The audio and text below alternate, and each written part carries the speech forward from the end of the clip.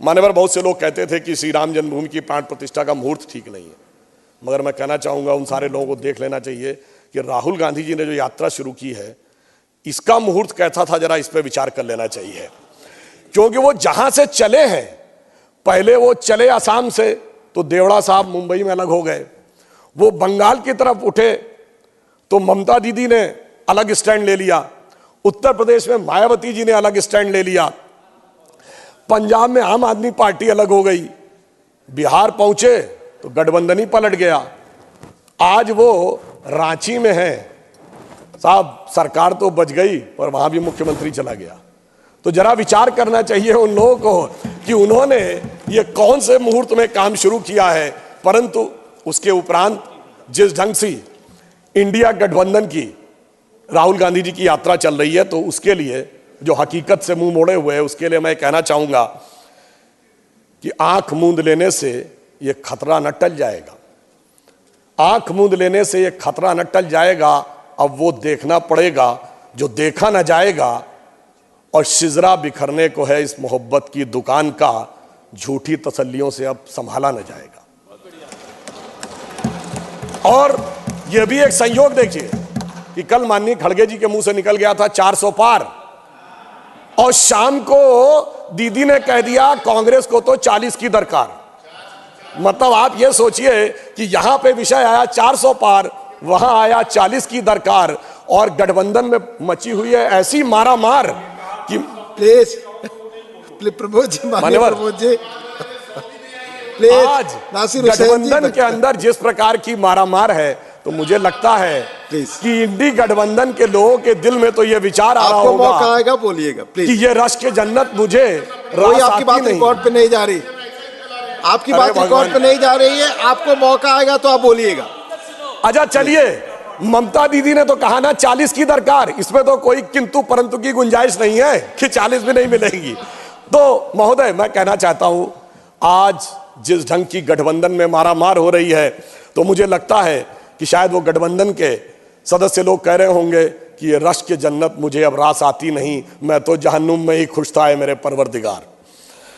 और एक बिंदु मैं और कहना चाहता हूं, बहुत गंभीरता से आज हमारे विपक्ष के लोग कहते हैं कि साहब वो SC ST OBC के आरक्षण को लेकर, उनकी जनगणना को लेकर बहुत कंसर्न है, उनके मन में बड़ी वेदना है। तो मैं पूछना चाहता हूं, यदि उस आरक्षण के लिए इतनी वेदना है, चाहे वास्तविकता में वेदना है या वोट के तराजू पर तौल कर, सियासत के माहौल को खोल कर तब देखा जाता है कि किस आरक्षण का कब इस्तेमाल करना है। अगर ये सच था तो क्या ये सच नहीं है कि इन्हीं लोगों के शासनकाल में अलीगढ़ मुस्लिम यूनिवर्सिटी से SC ST OBC का आरक्षण समाप्त हो गया, कोर्ट ने उसको क्वैश कर दिया। 81 में फिर इंदिरा जी की सरकार लाई, इलाहाबाद हाई कोर्ट ने फिर क्वैश कर दिया, 2006 में मनमोहन सिंह जी की सरकार फिर लेके आई। कहां चला गया, कहां चला गया? इसलिए कि वोट बैंक पे तौला जाता है कौन सा तगड़ा वाला वोट बैंक है, फिर उसके लिए बोला जाता है। जामिया में खत्म, जम्मू कश्मीर में SC ST OBC का आरक्षण नहीं, क्यों नहीं? और मैं बताना चाहता हूं, जो लोग आज कहते हैं समाज के उन वर्गों के लिए, जम्मू कश्मीर इस देश का एक ऐसा इकलौता राज्य था जहां वाल्मीकि समाज के प्रतिभाशाली बच्चे चाहे कितना भी पढ़ जाएं, सिर्फ सफाई कर्मचारी बन सकते थे। जब 370 हटी है, उसके बाद वो बराबरी मिली है। आप इस सीमा तक दबा के रखते थे, और हमने महर्षि वाल्मीकि इंटरनेशनल एयरपोर्ट बनाया है। यह दर्शाता है मोदी जी की सोच और आपकी सोच में कितना बड़ा अंतर है। और फिर इतना ही नहीं है माननीय सभापति महोदय, बाकी तो छोड़ दीजिए, ये लोग तो अगर इनके नेता के घर पर भी अटैक हो जाए और लगे कि वो दूसरा वाला वोट बैंक ज्यादा तगड़ा है, चुप्पी साध लेते हैं। कर्नाटक में कांग्रेस के एक MLA थे, 2018 या 20 की बात है, अखंड श्रीनिवास मूर्ति अनुसूचित जाति के थे, उनके घर पर अटैक हो गया, और अटैक करने वाले लोग जला के फूंक दिए। उसके बाद भी लोग शांत रहे, उन लोगों को बेल भी मिल गई, वो बेचारे सुप्रीम कोर्ट गए बेल क्लैश कराने, अब तो खैर पार्टी भी छोड़ के चले गए। तो ये तो वो है कि वोट बैंक की सियासत के लिए अगर घर फूंक तमाशा देखना हो तो वो भी देखने के लिए तैयार रहते हैं, इनको उसमें भी किसी भी प्रकार की। और फिर मैं एक और बात पूछना चाहता हूं, वो कौन था ये बताइए। अगर इस देश के किसी प्रधानमंत्री ने, मान्यवर सभापति जी, सबकी कोई बात अगर इस देश में प्लीज प्लीज। अरे सभापति जी, मैं पूछना चाहता हूं, इस देश में किस प्रधानमंत्री ने कहा था मुस्लिम should have the first right over the national resources of India? आपने तो नहीं कहा SC ST OBC और गरीब का होना चाहिए। हमारे मोदी जी ने कहा गरीब का पहला हक है, वंचित का पहला हक है, किसान का पहला हक है, महिला का पहला हक है। यह दिखाता है कि आपकी हकीकत क्या थी, दिल में क्या है और सामने क्या है। फिर मैं ये भी बताना चाहता हूं कि ये हकीकत जो बोली थी मनमोहन सिंह जी ने ऐसे ही नहीं थी। कर्नाटक की सरकार ने एक आदेश निकाला है। जिस समय चुनाव लड़े थे तो कहा था कि हम सबको जैसे 2000-3000 की जिस प्रकार की छूट देंगे, चुनाव में आ गए। फिर आदेश निकाला कि माइनॉरिटी कम्युनिटी के जो लोग 4 व्हीलर खरीदना चाहेंगे तो सरकार 50% पे करेगी। यानी अगर 4 लाख का होगा तो 2 लाख पे करेगी, 6 लाख का होगा तो 3 लाख पे करेगी। यह है असलियत। एक वोट बैंक के लिए 2 और 3 हजार और दूसरे के लिए 3 लाख। मान्यवर, इसलिए जो पहले था वही आज भी है। और फिर मैं और बताना चाहता हूं, आपस में बात ना करें। हमारे पश्चिम बंगाल के लोग, माननीय सभापति जी, अभी पिछड़ा वर्ग आयोग ने पश्चिम बंगाल की सरकार को तलब किया है। किस बात के लिए तलब किया है? क्योंकि उन्होंने 81 जातियों को जोड़ा OBC में और उसमें 73 मुस्लिम थे। पिछड़े वर्ग आयोग ने पूछा ये कैसे हुआ? साहब अभी तक उसका सही जवाब नहीं दे पाए। और मोस्ट बैकवर्ड के लिए उन्होंने 87 जातियों की रिकमेंडेशन की, उसमें 80 मुस्लिम थी। पिछड़े वर्ग आयोग ने पूछा है और मेरी जानकारी के अनुसार 8 फरवरी को उनके चीफ सेक्रेटरी को, वेस्ट बंगाल के चीफ सेक्रेटरी को बुलाया हुआ है। यह मैं देश के सामने रखना चाहता हूं। यह है असली हकीकत। ऊपर से खाने के दांत और दिखाने के दांत और है। इसलिए हम ईमानदारी के साथ, पूरी संवेदना के साथ हम समाज के सभी वर्गों में किसी भी प्रकार का भेदभाव किए बगैर ईमानदारी से उनके लिए सब कुछ करने को तैयार रहते हैं। और ये वैसे विचार हमारे मित्र लोग अन्यथा न लें, ये उन लोगों की आदत, माननीय सभापति महोदय, पुरानी है। अगर इन लोगों को कोई आपत्ति हो तो मैं कहना चाहता हूं, डॉक्टर बाबा साहब अंबेडकर ने 27 अक्टूबर 1951 को जालंधर में अपने भाषण में कहा था, और किसी को समस्या हो तो doctor Ambedkar writings and speeches published by ministry of social justice in 2014, उसके वॉल्यूम 17 और पार्ट 3 में वो पूरा भाषण है, जिसमें वो बड़े दुख के साथ कहते हैं कि नेहरू जी को माइनॉरिटी कम्युनिटी के प्रति कुछ बहुत ज्यादा लगाव है और इसलिए वो दलितों के हितों की अनदेखी कर देते हैं। उन्होंने कहा कि मैं इस बात के विरोध में नहीं हूं कि मुस्लिमों को नहीं मिलना चाहिए, परंतु दलितों की कीमत पर मिले, मुझे इस बात का बहुत दुख है। और मैं उनका वर्ड कोट करना चाहता हूं। उन्होंने कहा कि नेहरू जी पिछले 20 साल से इस देश के सबसे बड़े नेताओं में से एक हैं। उन्होंने 2000 से अधिक भाषण दिए होंगे और उसमें उन्होंने अनेक बार मुस्लिम समाज के लिए बहुत सारी बातें कही हैं, मगर दलितों के लिए उनको वो देखने को नहीं मिलता। और उनका जो वर्ड है कि मैं मुस्लिमों की उपेक्षा नहीं होनी चाहिए, ये मेरा विचार है, परंतु मुस्लिमों को दलितों की कीमत के ऊपर आनंद करवाया जाए, यह मैं उचित नहीं मानता, क्योंकि दलितों को अधिक सुरक्षा की आवश्यकता है। ये डॉक्टर अंबेडकर के स्पीचेस में लिखा हुआ है। और आज वैसे एक और बात बता दूं मान्यवर, आज ये लोग अपने हिसाब से कैसे बदलाव करते हैं। मान्यवर, मैं देश के समक्ष ये कहना चाहूंगा कि जातिगत आइडेंटिटी की बात आती है तो इस देश में एक ही नेता है जिसकी जाति, उपजाति और गोत्र भी प्रेस कॉन्फ्रेंस में बताया गया, क्योंकि तब उनको लगता है कि उसका फायदा हो सकता है। और इतना ही नहीं, जनेऊ भी दिखाया गया प्रेस कॉन्फ्रेंस में, यानी तब लगा कि शायद इसका फायदा हो सकता है, मगर फिर जब लगा कि कुछ और होना चाहिए तो बदल गए। सिर्फ 5 साल के अंदर बदल गए। और मैं ये भी बात बताना चाहता हूं मान्यवर, जब ये लोग जातिगत विषय की बात करते हैं तो ये भी एक संयोग, इसको अन्यथा न लें। ऑन द लाइटर नोट मैं कहता हूं, इस देश में एक ही प्रधानमंत्री हुए जिन्होंने अपनी जातिवाचक संज्ञा अपने नाम के आगे लगाई। हमने कभी पंडित अटल बिहारी वाजपेयी नहीं कहा था, मगर एक ही पंडित जी हुए भारत की राजनीति में, यानी तब उसका फायदा था तो उस चीज को आगे करना है, आज दूसरा फायदा है तो दूसरे को आगे करना है। इसलिए परिस्थितियों के अनुसार इनका सामाजिक न्याय का समीकरण बदलता रहता है, यह मैं देश को बताना चाहता हूं, जबकि हमारी सोच पिछले 70 सालों में कभी भी किसी भी प्रकार से बदली नहीं है। और मैं यह भी बताना चाहता हूं, इनके एक नेता थे, कल माननीय खड़गे जी ने एक विषय की बात कही, जिस विषय की उन्होंने ट्वीट की बात कही, वो ट्वीट डिलीट भी कर दिया गया था और यह भी बता दिया गया था कि वो गलत ट्रांसलेशन था, मगर शायद उनको रिसर्च देने वाली टीम ने ध्यान नहीं दिया।